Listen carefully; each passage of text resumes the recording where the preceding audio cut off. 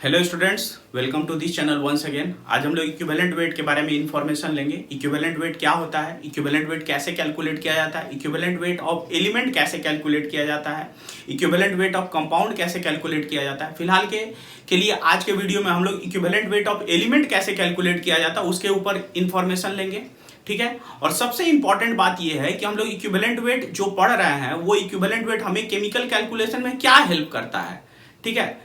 Obviously कोई चीज जब हम पढ़ते हैं या कोई भी चीज हम जानकारी हासिल कर रहे हैं, ठीक है, तो जरूर उससे कुछ एडवांटेज हमें मिल रहा है तभी। तो इक्विवेलेंट वेट भी आपको केमिकल कैलकुलेशन में, क्वांटिटेटिव एनालिसिस में बहुत हेल्प करता है। जो लैब में हम लोग डिफरेंट तरह के जो मेथड्स यूज करते हैं, उस मेथड्स में हम अगर लॉ ऑफ इक्विवेलेंस या केमिकल इक्विवेलेंट वेट का कंसेप्ट अगर लगाते हैं तो हमारी कैलकुलेशन काफी इजी हो जाती है और कैलकुलेशन काफी फास्ट भी हो जाती है।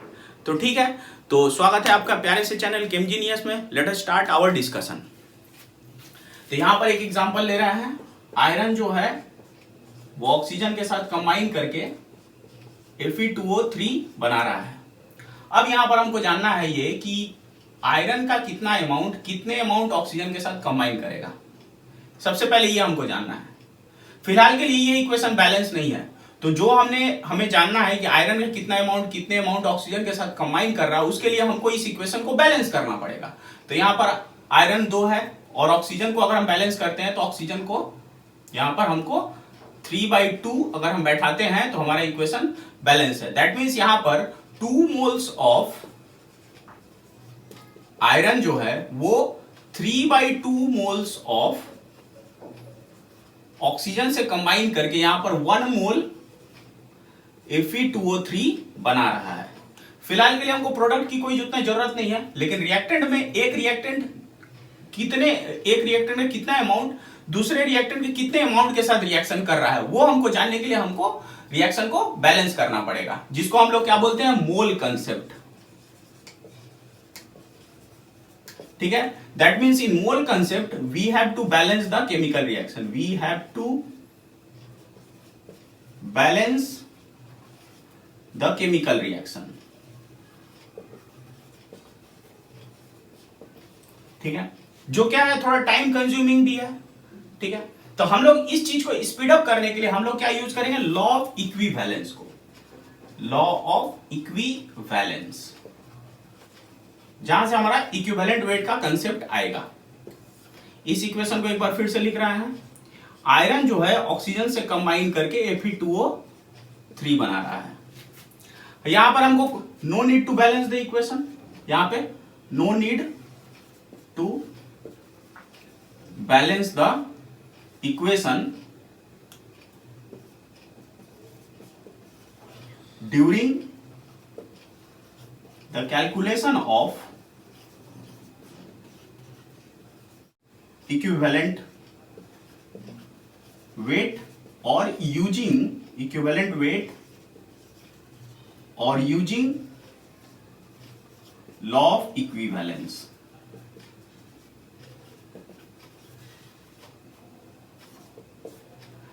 हमें इक्विवेलेंट वेट और लॉ ऑफ इक्विवेलेंस को यूज करने के लिए हमको इक्वेशन को बैलेंस करने की कोई जरूरत नहीं है। ठीक है, यहां पर कैसे यूज करेंगे, यहां पर क्या कंसेप्ट है कि one equivalence of iron will react with one equivalence of oxygen. ठीक है, तो यहां से वन इक्विवेलेंस, ठीक है, कैसे कैलकुलेट करेंगे, यहां पर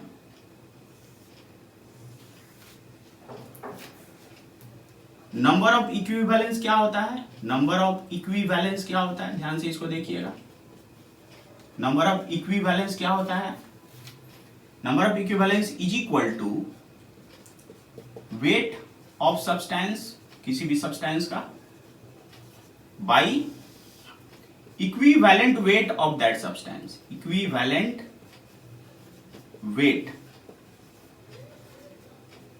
ऑफ दैट सब्सटेंस। मतलब क्या हो रहा है, हमको इक्विवेलेंस जानने के लिए यहां पर W/E का रेशियो चाहिए। ठीक है, तो यहां पर लॉ ऑफ इक्विवेलेंस में क्या यूज होगा, W/E, weight by equivalent weight. तो यहां पर हम लोग क्या लिख सकते हैं कि यहां पर weight of iron by equivalent weight of iron, equivalent weight of iron is equal to weight of oxygen by equivalent weight of oxygen. ये कंसेप्ट को यूज करके हम इस इक्वेशन में कैलकुलेशन कर सकते हैं कि आयरन का कितने अमाउंट ऑक्सीजन के साथ रिएक्ट कर रहा है, या ऑक्सीजन का कितने अमाउंट आयरन के साथ रिएक्ट कर रहा है। तो यहां पर ये कंसेप्ट है लॉ ऑफ इक्विवेलेंस का। ठीक है, तो ये लॉ ऑफ इक्विवेलेंस में आप देखिए यहां बैलेंस करने की कोई जरूरत नहीं है। ठीक है, तो वही यहां पर बोल रहा हूं, no need to balance the chemical reaction during the calculation of equivalent weight और using the law of equivalence. हम यहां पर क्या यूज कर रहे हैं, लॉ ऑफ इक्विवेलेंस को यूज कर रहे हैं, लॉ ऑफ इक्विवेलेंस को। According to law of equivalence we can write like this और we can write like this. ठीक है, तो अब हम यहां पर जानेंगे कि इक्विवेलेंट वेट ऑफ एलिमेंट कैसे कैलकुलेट किया जाता है। एलिमेंट का इक्विवेलेंट वेट कैसे कैलकुलेट किया जाता है वो हम जानेंगे, यानी हम सबसे बेसिक से स्टार्ट करेंगे। ठीक है, तो सबसे पहले हमको यह समझना होगा, इक्विवेलेंट वेट कैलकुलेट करने के पहले हमको यह समझना होगा कि किसी भी एलिमेंट का मिनिमम कंबाइनिंग वेट क्या होता है। जैसे मैं एक एग्जांपल देता हूं आपको, H2O जो है वो वहां पर हाइड्रोजन और ऑक्सीजन का रेशियो क्या है, यहां पर 2:16, दैट इज 1:8। CO2 अगर हम लिखते हैं तो यहां पर कार्बन ऑक्सीजन का रेशियो क्या होगा, 12:32, दैट इज 3:8। अब यहां पर देखिए इन दोनों में ऑक्सीजन का मिनिमम कंबाइनिंग वेट क्या है,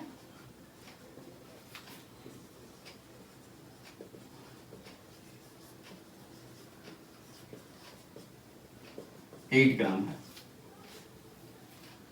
ठीक है, अगर मैं एक और एग्जांपल लेता हूं H2O2, तो यहां पर हाइड्रोजन ऑक्सीजन का रेशियो 2:32, 1:16। अब इन दोनों को कंपेयर करेंगे, इसको कंपेयर करेंगे और इसको कंपेयर करेंगे। इन दोनों को कंपेयर करने से यहां पर हाइड्रोजन का मिनिमम कंबाइनिंग वेट क्या है, ऑब्वियसली मिनिमम कंबाइनिंग वेट किसमें, किसी भी chemical reaction, minimum combining wait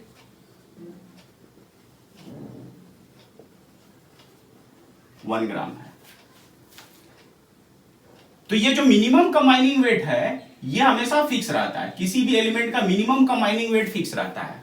ठीक है, जैसे मिनिमम कंबाइनिंग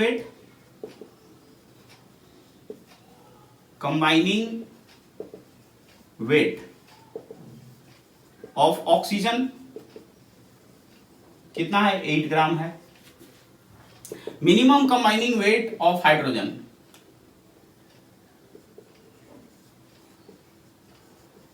कितना है, 1 ग्राम है, जो अप्रॉक्स क्या होता है 1.008 ग्राम होता है। ठीक है, उसी तरह minimum combining weight of carbon क्या होगा, सिमिलर हम देख सकते हैं 3 ग्राम। ठीक है, यहां पर एक हम एग्जांपल लेते हैं कार्बन मोनोऑक्साइड, तो यहां पर कार्बन ऑक्सीजन का रेशियो क्या होगा 3:, यहां पर कार्बन 12, ऑक्सीजन 16 आएगा 3:4। तो यहां पर ऑक्सीजन का कार्बन का मिनिमम कंबाइनिंग वेट 3, तो यहां पर कार्बन का minimum combining weight 3। Similarly minimum combining weight of chlorine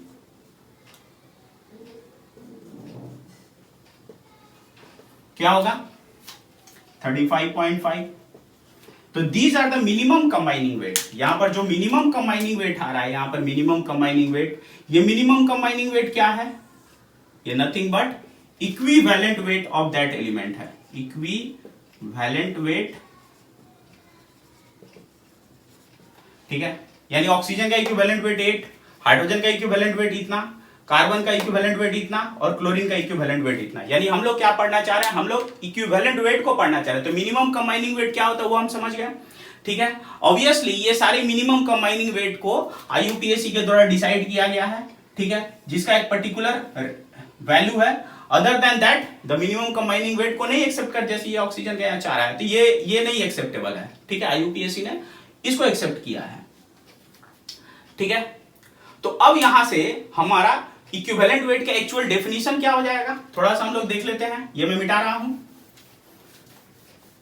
तो अब देखिए यहां से एक चीज और मैं बता रहा हूं। तो ये जो मिनिमम कंबाइनिंग वेट आया है, हम ये सारे क्या है, ये सारे स्टैंडर्ड एलिमेंट है, ठीक है। अगर मैं यहां पर लिखूं एक चीज यहां पर कि इक्विवेलेंट वेट ऑफ ऑक्सीजन कितना है, 8 ग्राम है। इक्विवेलेंट वेट ऑफ हाइड्रोजन कितना है, 1.008 ग्राम है हाइड्रोजन। उसी तरह इक्विवेलेंट वेट ऑफ कार्बन कितना है, 3 ग्राम है, ठीक है। तो ये सारे जो एलिमेंट्स हैं, ये सारे एलिमेंट स्टैंडर्ड एलिमेंट है, यानी oxygen, carbon, hydrogen and chlorine, these are क्या, स्टैंडर्ड एलिमेंट, स्टैंडर्ड एलिमेंट। अब इन स्टैंडर्ड एलिमेंट को कंपेयर करके हम किसी भी अननोन एलिमेंट का इक्विवेलेंट वेट कैलकुलेट कर सकते हैं। जैसे कि अगर हम ऑक्सीजन के रेस्पेक्ट में कैलकुलेट करना चाहते हैं तो हमको यह देखना होगा कि वो पर्टिकुलर एलिमेंट का कितना वेट 8 ग्राम ऑक्सीजन के साथ कंबाइन कर रहा है। उसी तरह अगर हाइड्रोजन के रेस्पेक्ट में हम कैलकुलेट करना चाहते हैं तो उस पर्टिकुलर एलिमेंट का कितना वेट 1 ग्राम हाइड्रोजन के साथ कंबाइन कर रहा है। सिमिलरली अगर कार्बन के रेस्पेक्ट में हम कैलकुलेट करना चाहें तो हमको देखना होगा कि उस पर्टिकुलर एलिमेंट का कितना ग्राम कार्बन के 3 ग्राम कार्बन के साथ कंबाइन कर रहा है। सिमिलरली हम लोग कैलकुलेट कर सकते हैं। तो now we will see the definition of equivalent wait.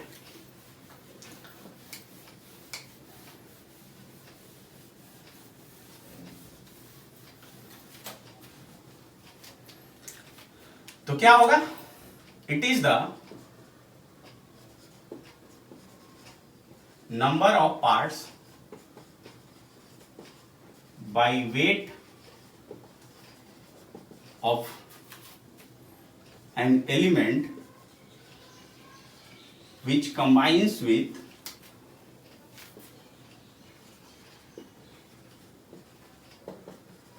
or replace from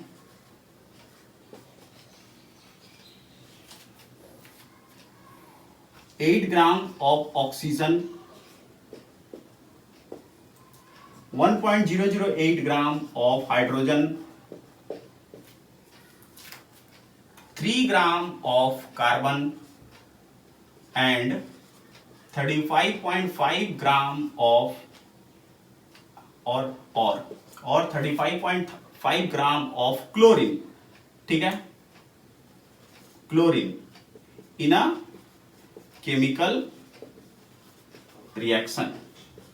तो ये बाय डेफिनेशन हमने लिख पाया कि किसी भी एलिमेंट का कितना नंबर ऑफ पार्ट्स या वेट 8 ग्राम ऑक्सीजन के साथ कंबाइन करे और इतना ग्राम हाइड्रोजन के साथ कंबाइन करे और 3 ग्राम कार्बन के साथ कंबाइन करे या 35.5 ग्राम क्लोरीन के साथ कंबाइन करे किसी केमिकल रिएक्शन में, ठीक है। तो अगर हम बोले कि यहां से कि let x gram of oxygen combines with y gram of an element, तो यहां पर इक्विवेलेंट वेट इस एलिमेंट का क्या होगा, कैसे कैलकुलेट होगा। तो यहां पर x ग्राम कंबाइन कर रहा है y ग्राम के साथ, तो यहां पर हम लगाएंगे चूंकि इतना ग्राम ऑक्सीजन कंबाइंस विथ इतना, therefore 1 gram oxygen combines with y by x of the element। Similarly 8 ग्राम 8 के रेस्पेक्ट में कंबाइन करना है ऑक्सीजन के स्केल में, तो 8 ग्राम ऑक्सीजन के साथ कितना कंबाइन करेगा, y into 8 by x. Gram of the element. तो ये क्या आया 8 ग्राम, यहां पर 8 ग्राम ऑक्सीजन इतने ग्राम एलिमेंट के साथ कंबाइन कर रहा है। तो ये एलिमेंट का क्या निकला, एलिमेंट का इक्विवेलेंट वेट निकला, equivalent weight of the element. तो यहां पर क्या इंफॉर्मेशन आएगा, equivalent weight of the element. जो एलिमेंट, कौन सा एलिमेंट, ये वाला element, y gram of element क्या होगा, यहां पर y क्या है, wait of the element into 8 by x क्या है, wait of oxygen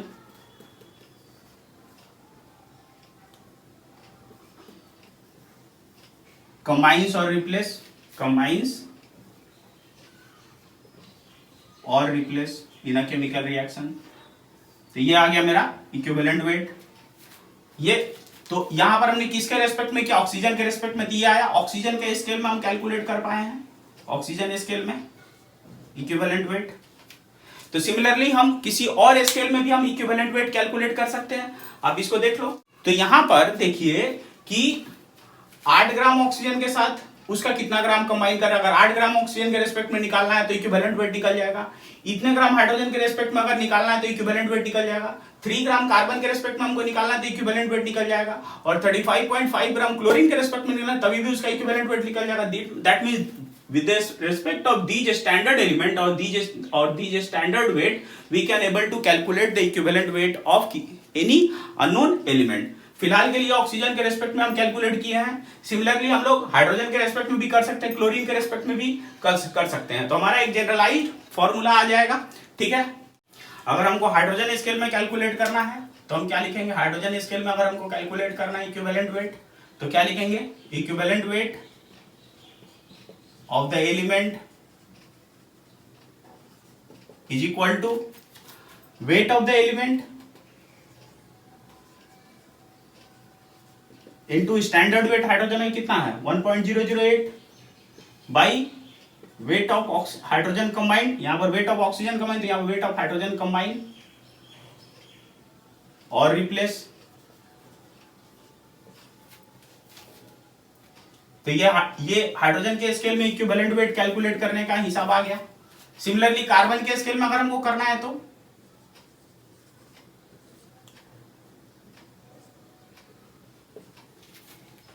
equivalent weight of the element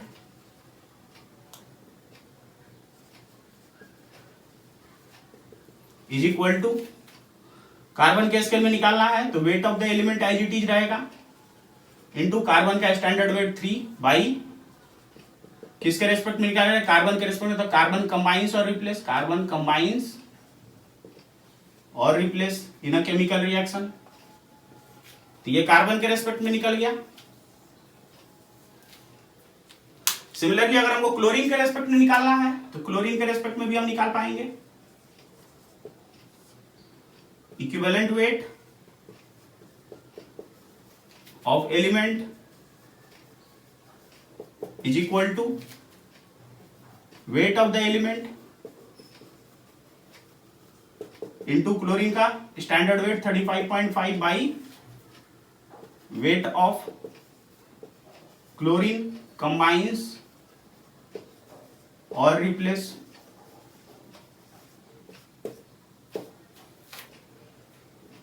तो यहां पर 1 2 3 और ये 4। तो जिस भी स्केल में हमको कैलकुलेट करने के लिए बोलेगा हम उस स्केल में इक्विवेलेंट वेट को आसानी से कैलकुलेट कर सकते हैं। हम लोग क्या पढ़ रहे हैं, इक्विवेलेंट वेट, यानी अगर हाइड्रोजन के रेस्पेक्ट में तो 1 ग्राम हाइड्रोजन से उस पर्टिकुलर अननोन एलिमेंट का कितना वेट कंबाइन कर रहा है। ऑक्सीजन के रेस्पेक्ट में 8 ग्राम ऑक्सीजन से उस पर्टिकुलर एलिमेंट का कितना वेट कंबाइन कर रहा है। क्लोरीन के रेस्पेक्ट में उस 35.5 ग्राम क्लोरीन से उस पर्टिकुलर एलिमेंट का कितना ग्राम कंबाइन कर रहा है। कार्बन के रेस्पेक्ट में 3 ग्राम कार्बन से उस पर्टिकुलर एलिमेंट का कितना ग्राम कंबाइन कर रहा है। उस हिसाब से हमारा इक्विवेलेंट वेट आसानी से कैलकुलेट हो जाएगा। किसका, फॉर एलिमेंट्स का। तो यहां पर हम लोग क्या कैलकुलेट कर रहे हैं फिलहाल, इक्विवेलेंट वेट्स ऑफ एलिमेंट्स। तो यहां पर हमारा क्या कैलकुलेशन हो रहा है, equivalent weights of element. Equivalent weight of element, element का इक्विवेलेंट वेट कैसे कैलकुलेट होता है। सिमिलरली हम लोग इक्विवेलेंट वेट ऑफ कंपाउंड भी देखेंगे, रेडिकल भी देखेंगे, आयंस भी देखेंगे, cations, anions, everything we will see. ठीक है, तो आप इसको नोट डाउन कर लीजिए। मैं आपको एक चीज बता देता हूं वीडियो के बीच में कि यहां पर मैं एकदम बेसिक से इक्विवेलेंट वेट के बारे में बता रहा हूं। ठीक है, अदर वीडियो में इतने डिटेल्स में आपको इक्विवेलेंट वेट के बारे में कहीं नहीं आपको मिलेगा, किसी भी आपको वीडियो में इतने डिटेल्स में इक्विवेलेंट वेट के बारे में नहीं मिलेगा। ठीक है, तो एक्चुअली हमको ये जानना है कि इक्विवेलेंट वेट क्या है, तो हमें पूरा डिटेल्स इंफॉर्मेशन होना चाहिए। ठीक है, जब हमारा डिटेल्स इंफॉर्मेशन होगा तो हम बड़े बड़े प्रॉब्लम को आसानी से सॉल्व कर पाएंगे। ठीक है, नाउ कंटिन्यू और डिस्कशन। ये मैं मिटा रहा हूं, प्रॉब्लम दे रहा है, जैसे मान लीजिए कि 4 gram of oxygen combines with a metal to form 8 gram of metallic oxide.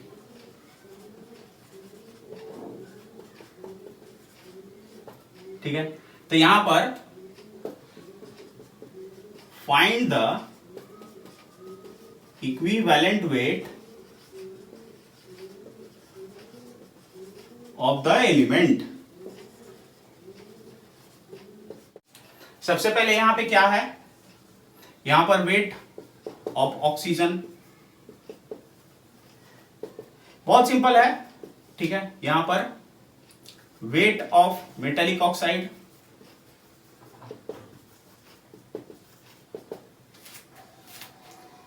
कितना होगा, वेट ऑफ मेटालिक ऑक्साइड 8 ग्राम है, तो वेट ऑफ मेटल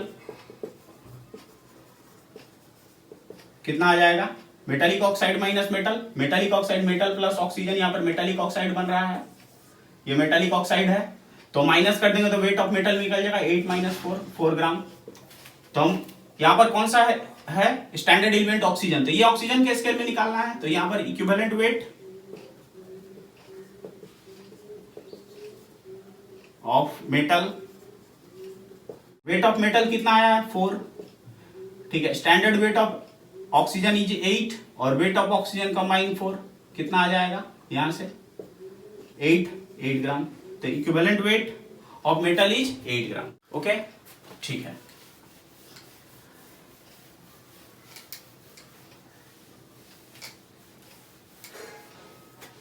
अब यहां पर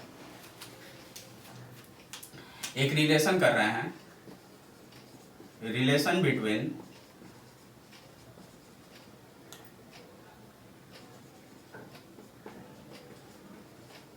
equivalent wait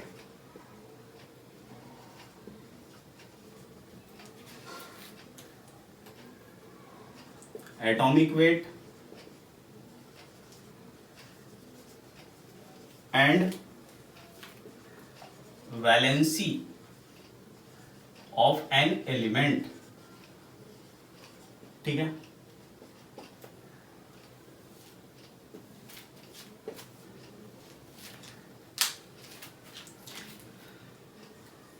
let the equivalent weight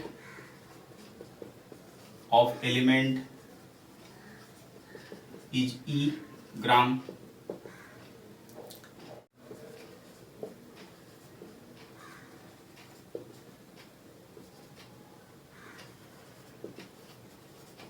of element is A, the valency of element V। ठीक है, हम लोग ऑक्सीजन स्केल में करते हैं। ओके, तो इन ऑक्सीजन स्केल किया जाए।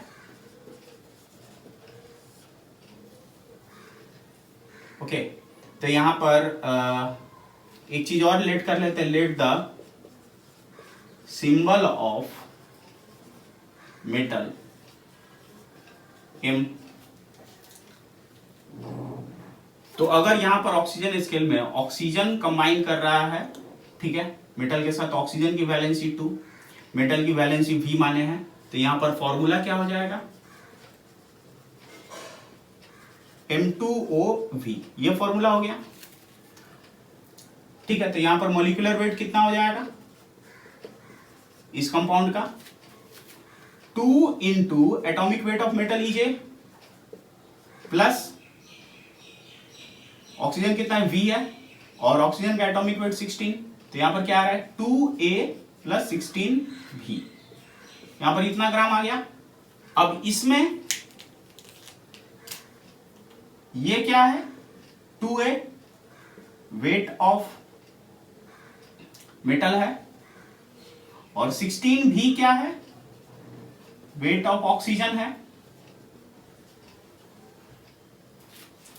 ठीक है, तो अगर हम इक्विवेलेंट वेट का हिसाब निकालते हैं तो क्या आ जाएगा, equivalent weight of metal is equal to, formula में लगाएंगे weight of metal into formula का 8 by weight of oxygen, combines और रिप्लेस, तो यहां पर क्या आएगा वेट ऑफ मेटल कितना है into 8 by weight of oxygen 16V, तो यहां पर इससे ये कट गया तो A बाई V आया। इसका इक्विवेलेंट वेट कितना है E है, तो क्या आ गया E is equal to A by V। तो ये मेरा फॉर्मूला आ गया, equivalent weight is equal to atomic weight by valency. देख लीजिए न्यूमेरिकल्स किया जाए,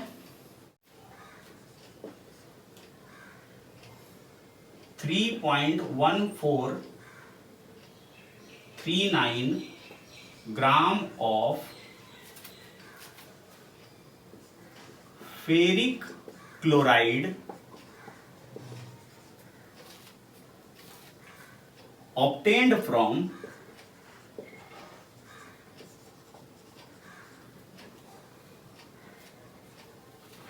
1.0813 gram of iron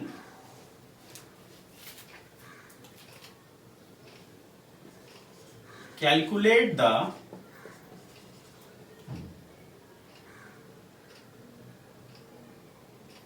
equivalent weight, comma, and valency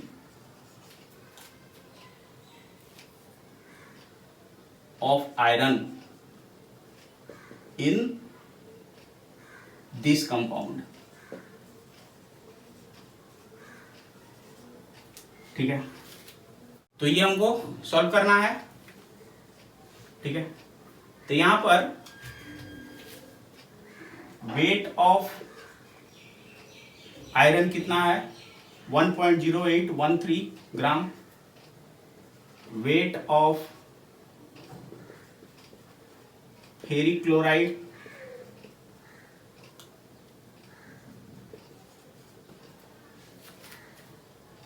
3.1439 ग्राम, तो वेट ऑफ क्लोरीन निकल जाएगा, वेट ऑफ क्लोरीन कंबाइन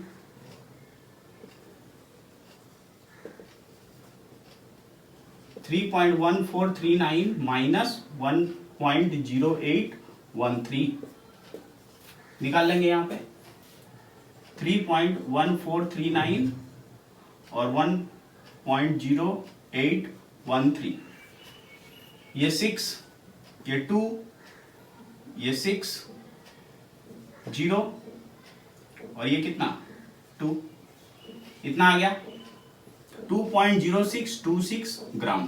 तो यहां पर इक्विवेलेंट वेट निकल जाएगा, इक्विवेलेंट वेट ऑफ आयरन। ठीक है, wait of iron into chlorine के स्केल में निकल रहा है, यहां पर क्लोरीन है तो क्लोरीन के स्केल में निकल रहा है, इसीलिए फॉर्मूला का 35.5 by weight of chlorine, combines और रिप्लेस, यहां पर कंबाइंस है तो यहां से wait of iron 1.0813 into 35.5 by weight of chlorine कितना आया है ये 2.0626, कितना आ जाएगा, कैलकुलेट करिए। तो ये आ गया 18.61 ग्राम। ठीक है, तो क्या निकालना है, वैलेंसी। ठीक है, तो वैलेंसी के लिए हमको जानना पड़ेगा एटॉमिक वेट। यहाँ पर हमको क्या निकालना है, वैलेंसी निकालना है। यहाँ पर इक्विवेलेंट वेट निकल गया, इक्विवेलेंट वेट ऑफ आयरन निकल गया। ठीक है, तो यहाँ पर एटॉमिक वेट ऑफ आयरन कितना होता है ये हमको जान के रखना पड़ेगा, अराउंड 56 ग्राम होता है।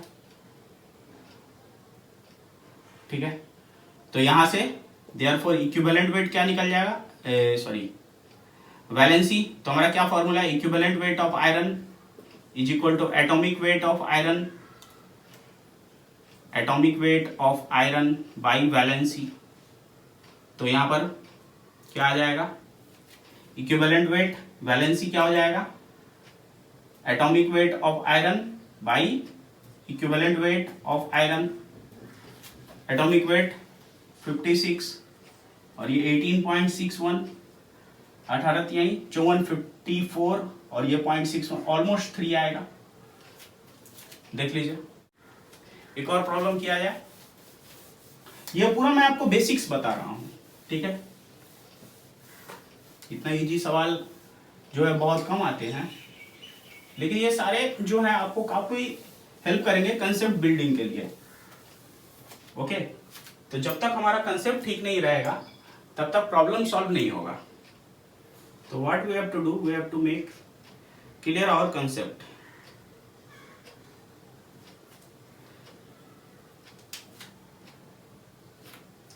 एक और problem, the oxide of metal contains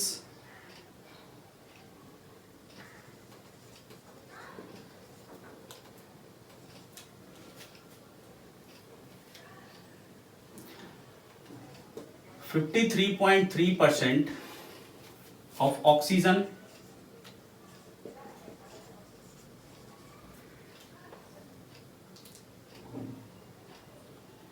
the vapor density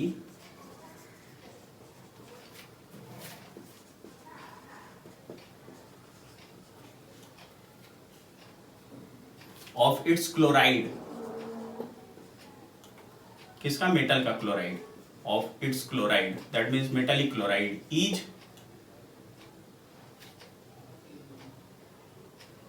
85.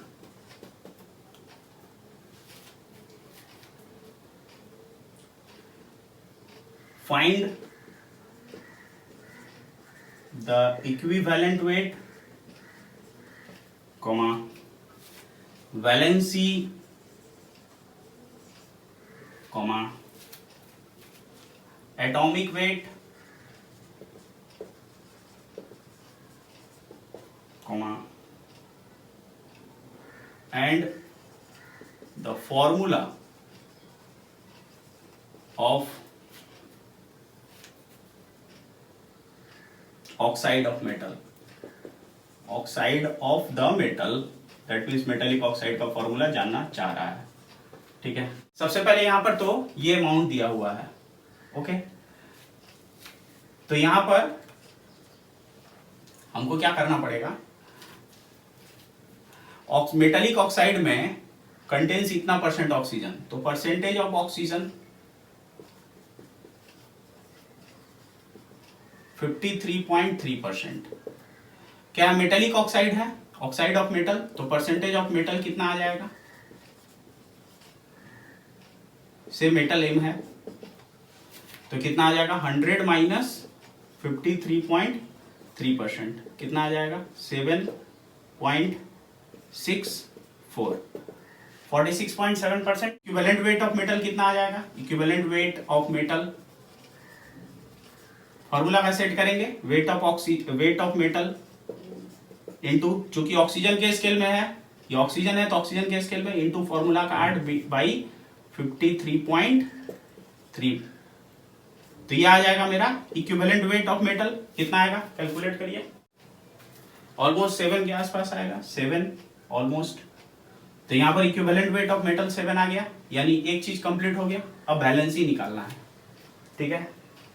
तो यहाँ से और एट द सेम टाइम क्या निकालना है हमको, एटॉमिक वेट भी। तो यहां से हमारा उसके लिए वैलेंसी के लिए यहाँ ट्रिक दिया है, क्या है कि वेपर डेंसिटी यहां पर है। अब यहां पर vapour density of metallic chloride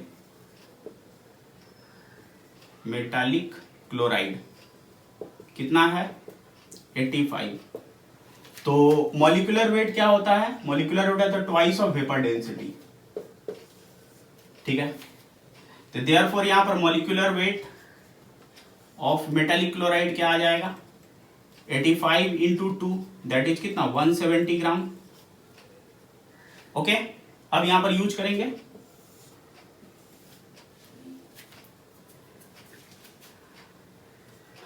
molecular formula of metallic chloride.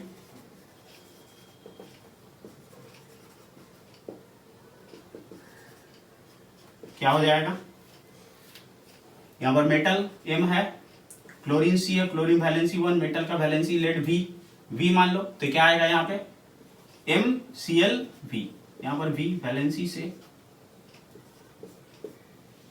तो यहां पर फॉर्मूला क्या आया MClV, ठीक है। ओके, यहां पर एक चीज और लेट कर लेंगे, let the atomic weight of metal BA ग्राम। तो यहां पर मॉलिक्यूलर वेट ऑफ कंपाउंड क्या निकलेगा, therefore molecular weight of metallic chloride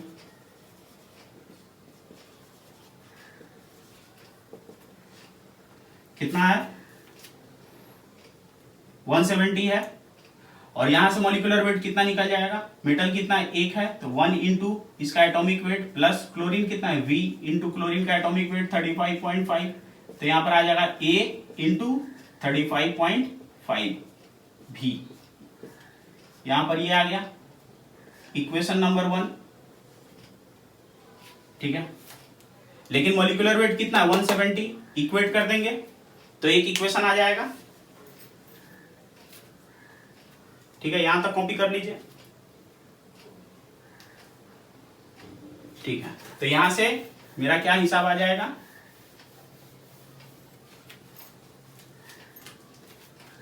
A plus 35.5 into V is equal to 170। तो यहां पर इक्वेशन नंबर 2 आ गया, ओके, इंटू V, ये equation number 2। Now equivalent weight of metal कितना निकला है 7 निकला है, ठीक है, 7 ग्राम। मेरा फॉर्मूला क्या है, यहां पर जो वेट कितना है, सॉरी ये प्लस में चला गया, यहां पर ये होगा, तो यहां पर कितना हो रहा है molecular weight of metallic chloride कितना है, metallic chloride A plus 35.5 V। अब यहां से ये A क्या है, वेट ऑफ मेटल, और ये क्या है, wait of chlorine.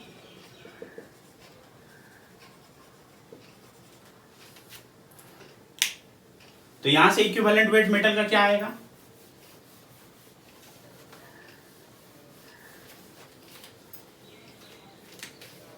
Equivalent weight of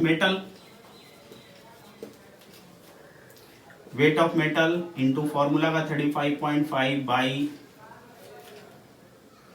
कितना ये कंबाइन कर रहा है 35.5 इंटू V, इतना क्लोरीन कंबाइन कर रहा है, तो 35 गॉन, क्या आया A by V। But equivalent weight of metal कितना है 7 है, तो यहाँ 7 is equal to A by V। तो यहां पर इक्वेशन क्या आ जाएगा, यहां पर A is equal to 7V, equation number 3। तो कंपेयरिंग 2 एंड 3 क्या लिख सकते हैं यहां पर, कंपेयरिंग 2 एंड 3, फ्रॉम 2 एंड 3 क्या लिख सकते हैं, यहां पर वैल्यू पुट करेंगे ए के जगह, तो 7v plus 35.5v is equal to 170, तो कितना आ जाएगा 42.5v is equal to 170, therefore v is equal to कितना 170 बाई 42.5, कितना आएगा 70 बाई 42.5, कितना आ जाएगा, यहां से 4, यहां से 5 चौका 4 और यहां पर 42, 4 गुना 8, 2 20, 4 आ जाएगा। तो यहां से इक्विवेलेंट वेट कितना आया, इक्विवेलेंट वेट 7 आया, वैलेंसी कितना आया 4 आया, ये दो चीज मेरा निकल गया यहां से। ओके, अब हमको क्या बोल रहे हैं यहां से, एटॉमिक वेट निकालने के लिए बोल रहा है। एटॉमिक वेट क्या होगा 7 इंटू वी, 7 इंटू 4 28, तो एटॉमिक वेट भी निकल गया। अब हमको क्या formula of metallic oxide, no problem, वो भी हमें से निकल जाएगा।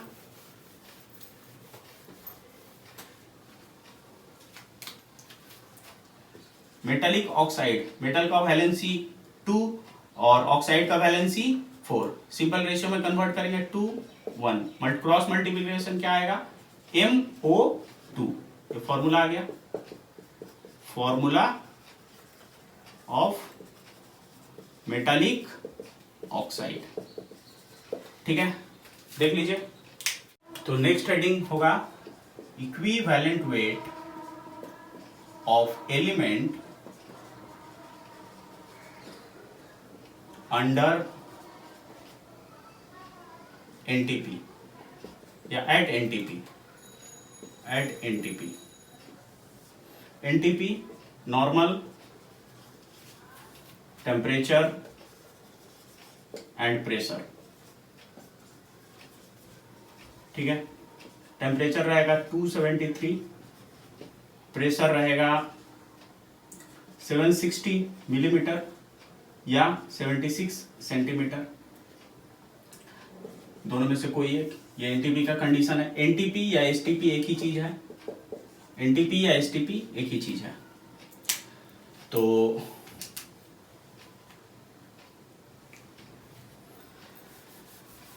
यहां से सबसे पहले हमको ये जानना होगा कि equivalent wait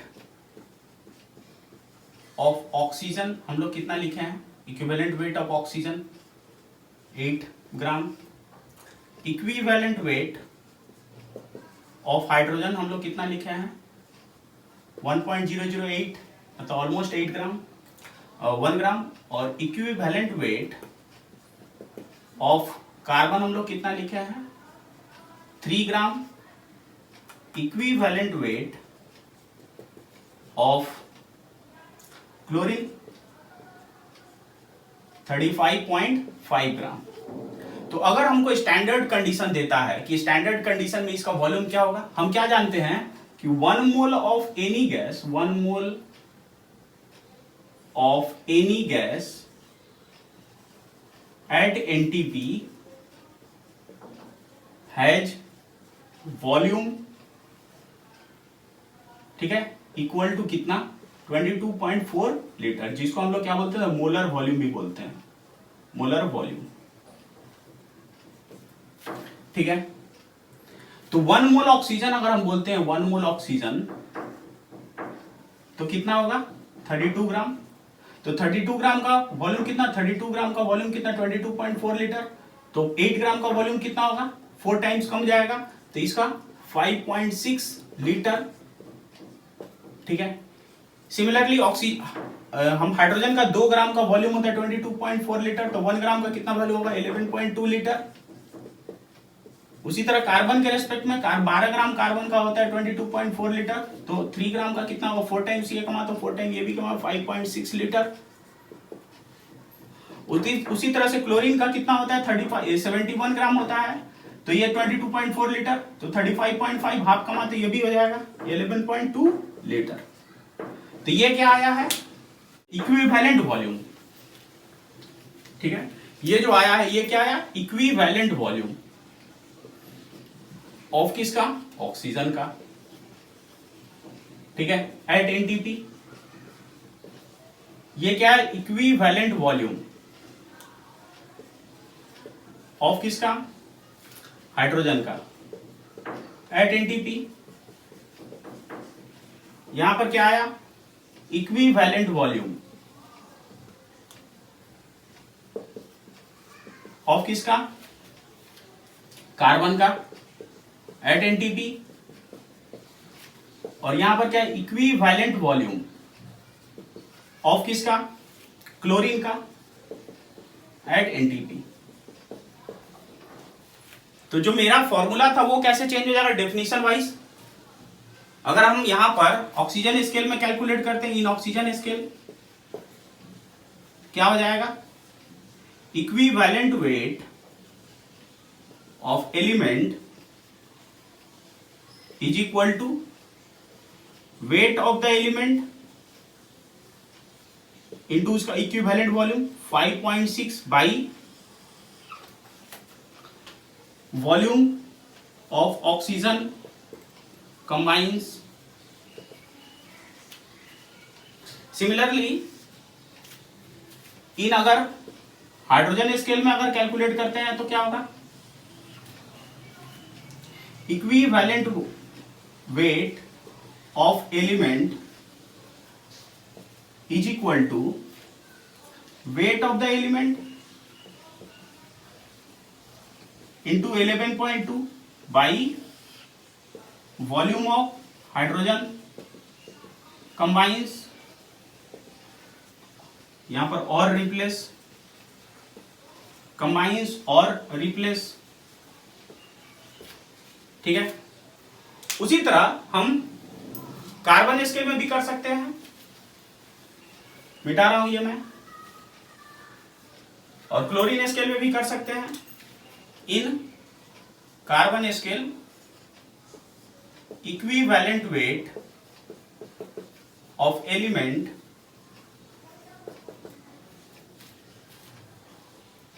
is equal to weight of the element into carbon है कितना 5.6 by volume of carbon combines और replace in a chemical reaction. Similarly chlorine scale में भी कर सकते हैं। तो मॉडिफाइड फॉर्मूला हो गया एनटीपी पर। In chlorine scale equivalent weight of element is equal to weight of element into equivalent volume chlorine का by volume of chlorine combines और replace in a chemical reaction. देख लीजिए, तो एक न्यूमेरिकल किया जाए एनटीपी कंडीशन पर इक्विवेलेंट वेट का।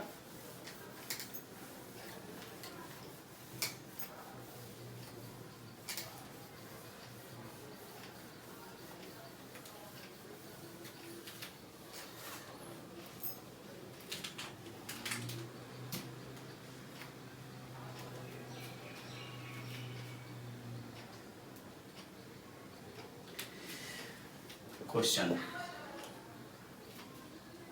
the equivalent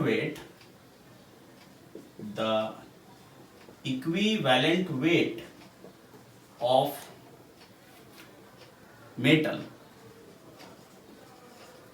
is 9 gram.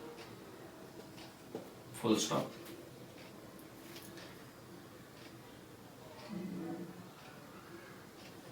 What volume of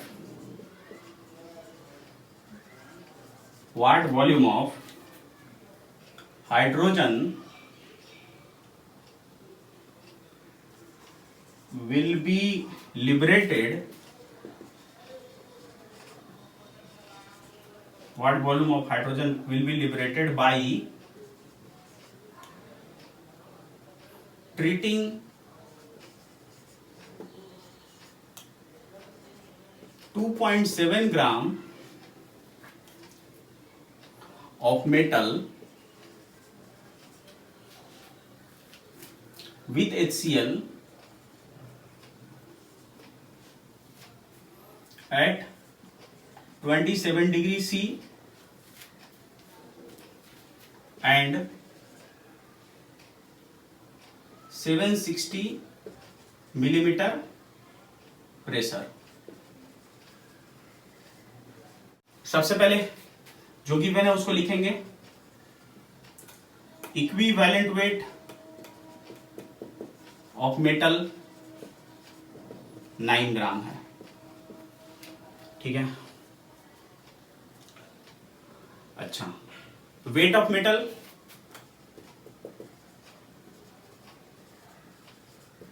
कितना है? 2.7 ग्राम, ठीक है। तो यहां से वॉल्यूम ऑफ हाइड्रोजन रिएक्टेड निकाल सकते हैं। इक्विवेलेंट वेट ऑफ, कंडीशन क्या दिया है? कंडीशन दिया है हमारा एनटी, ये वाला कंडीशन पर हमको निकालना है 27, ये 27 डिग्री सेंटीग्रेड पर। तो पहले हम एनटीपी पर निकाल सकते हैं। तो at NTP equivalent weight of metal is equal to weight of metal into कितना होगा? किस स्केल में हमको निकालना है? हाइड्रोजन स्केल में। That means 11.2 by volume of hydrogen liberated, ठीक है। तो यहां पर ये वेट ऑफ मेटल कितना है? इक्विवेलेंट वेट ऑफ मेटल 9, ये कितना है? 2.7 into 11.2 by volume of hydrogen liberated.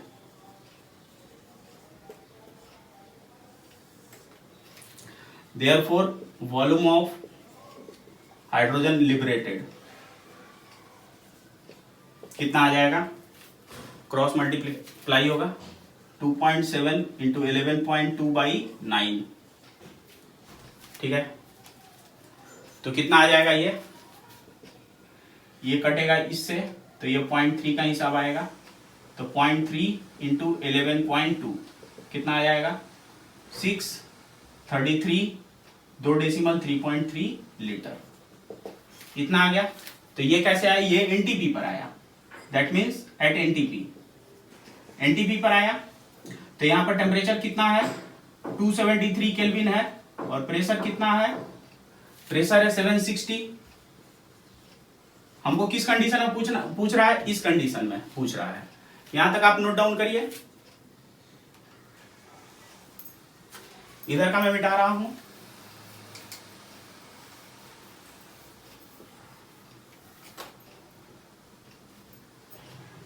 तो यहां पर P1, T1, V1, P2, T2, V2। P1 कितना है यहां पर? 760 मिलीमीटर। यहां पर भी ये 760 मिलीमीटर है। यहां टेम्परेचर कितना है? 273। यहां पर टेम्परेचर कितना है? 27। तो 27 273 300 केल्विन, ठीक है। यहां पर वॉल्यूम कितना है? 3.36 लीटर। यहां वॉल्यूम पूछ रहा है। तो फॉर्मूला क्या है? P1 V1 by T1 is equal to P2 V2 by T2। तो यहां से हमारा V2 निकल जाएगा। P1 V1 T1 into T2 by P2। यहां से ये क्रॉस मल्टीप्लाई हो जाएगा। कितना आ जाएगा? P1 कितना है? 760 इंटू V1 कितना है? 3.36 इंटू T2 कितना है? 300 बाई T1 कितना है? 273 इंटू P2 कितना है? 760 760 कट जाएगा। सॉल्व करिए कितना आएगा? ये आ जाएगा 3.3692 लीटर। देख लीजिए। तो अब हम लोग इक्विवेलेंट वेट का एप्लीकेशन करते हैं, अप्लाई करते हैं इक्विवेलेंट वेट को डिफरेंट प्रॉब्लम्स में।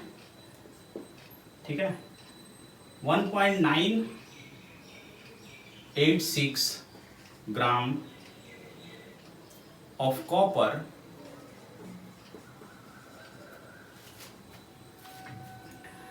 on oxidation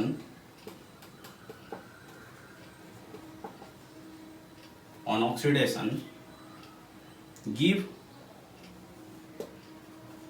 2.47 gram of cupric oxide.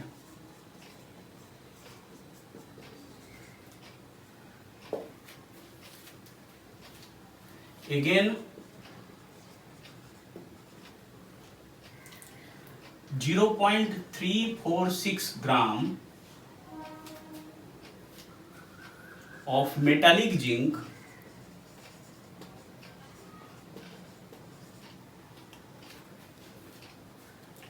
displaces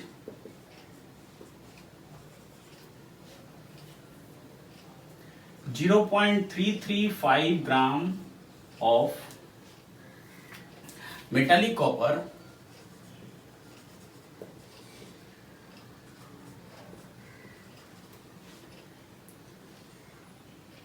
from copper sulfate solution, from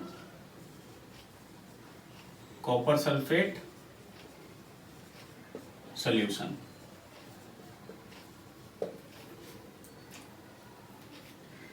Calculate the equivalent weight of zinc.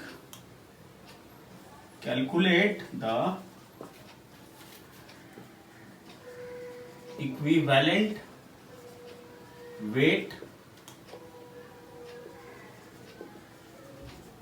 of zinc. तो यहां से सबसे पहले वेट ऑफ कॉपर कितना है 1.986 ग्राम प्रोड्यूस इतना क्यूप्रिक ऑक्साइड। तो वेट ऑफ क्यूप्रिक ऑक्साइड कितना है 2.47। देयरफॉर वेट ऑफ ऑक्सीजन निकल जाएगा 2.47 माइनस 1.986, 2.47 माइनस 1.986, तो यह आ जाएगा 0.484। ठीक है। तो यहां से इक्विवेलेंट वेट ऑफ कॉपर क्या निकलेगा, यहां से wait of copper into oxygen scale में है तो फॉर्मूला का 8 by weight of oxygen, wait of oxygen. तो यहां से wait of copper 1.986 into 8 by 0.484। ठीक है। तो यहां से कितना वैल्यू आ जाएगा, कैलकुलेट करिए।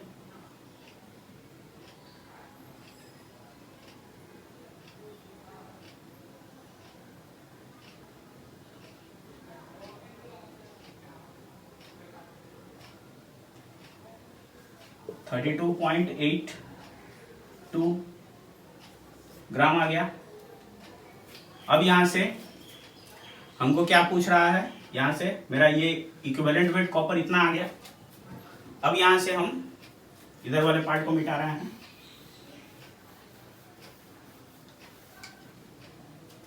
तो वेट ऑफ कॉपर कितना था, अब सेकंड केस में आ जा रहे हैं। यहां तक ये से तो इक्विवेलेंट वेट निकल गया, यहां से कॉपर का इक्विवेलेंट वेट निकल गया मेरा यहां से। ओके। अब सेकंड वाला केस में इतना ग्राम मेटालिक जिंक। अब यहां से मेरा क्वेश्चन क्या है, देखिए जिंक जो है कॉपर सल्फेट के साथ रिएक्शन कर रहा है। ठीक है। क्या बना रहा है, जिंक सल्फेट और कॉपर हो रहा है। तो यहां पर जिंक जो है, zinc is more electropositive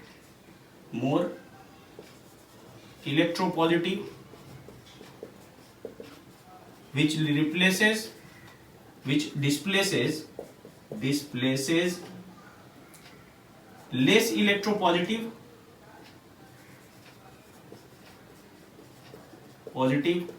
copper. ठीक है, ये एक एडिड इंफॉर्मेशन मैंने आपको दे दिया। ठीक है, जनरल रिएक्शन यही होता है, मोर इलेक्ट्रोपॉजिटिव लेस इलेक्ट्रोपॉजिटिव को रिप्लेस करता है। ठीक है, तो यहां से कितना ग्राम जिंक जो है कितने ग्राम कॉपर को डिस्प्लेस करेगा, कैसे पता चलेगा? Number of equivalents of zinc is equal to number of equivalence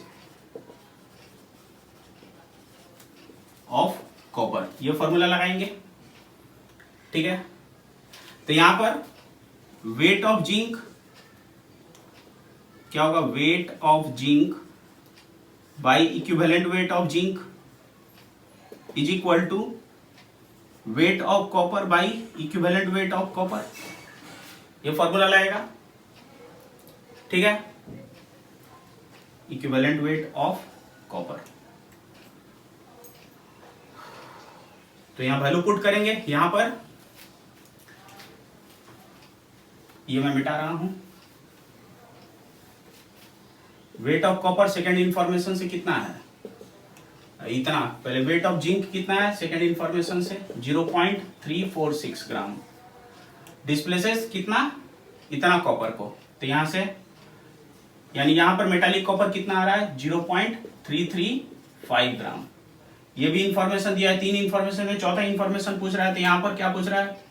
equivalent weight of zinc. कैसे होगा? यहां से wait of zinc into equivalent weight of copper bye weight of copper. ठीक है, यहां पर वेट ऑफ जिंक कितना है? 0.346 into equivalent weight 32.82 by weight of copper 0.335। कितना आएगा? ये वैल्यू कैलकुलेट करिए। तो यहां पर आंसर आ जा रहा है 33.89। ये आ गया क्या? Equivalent weight of zinc. तो यहां से जो है हम क्या कर पा रहे हैं? इक्विवेलेंट वेट के कंसेप्ट को यूज कर पा रहे हैं।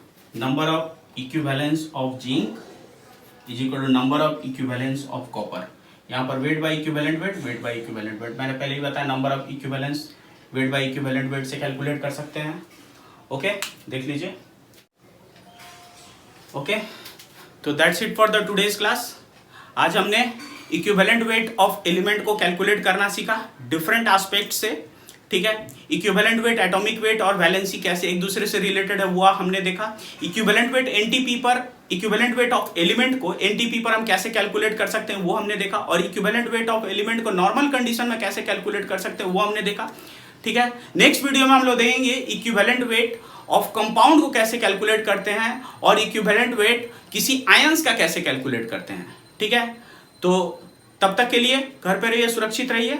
और एक चीज और, मैं ये 11 का सेकंड वीडियो बना रहा हूं। ठीक है, 11 का पहला वीडियो जो मैंने डाला हुआ है उसका डिस्क्रिप्शन मैं लिंक दे दूंगा, आप उसको जरूर देखिएगा। ये 11 का एक सीरीज शुरू हो गया है। क्लास 11 का फर्स्ट चैप्टर जो है सम बेसिक कंसेप्ट, उसमें जितने भी एस्पेक्ट्स हैं, जितने भी कंसेप्ट्स हैं, मैं सबको इलाबोरेट कर रहा हूं, पूरा बेसिक्स। ठीक है, जैसा है कि हमें पूरा बेसिक्स जानना होगा। ठीक है ना, ऊपर ऊपर जाने से होगा नहीं। तो पहले डेफिनेशन क्या है, कैसे उसको अप्लाई करना है, छोटी सी छोटी बेसिक्स चीज को जानना होगा। ठीक है, तो मैं आशा करता हूं ये आपको वीडियो अच्छा लगा होगा। ठीक है, मिलते हैं नए वीडियो में नए टॉपिक के साथ, तब तक बाय।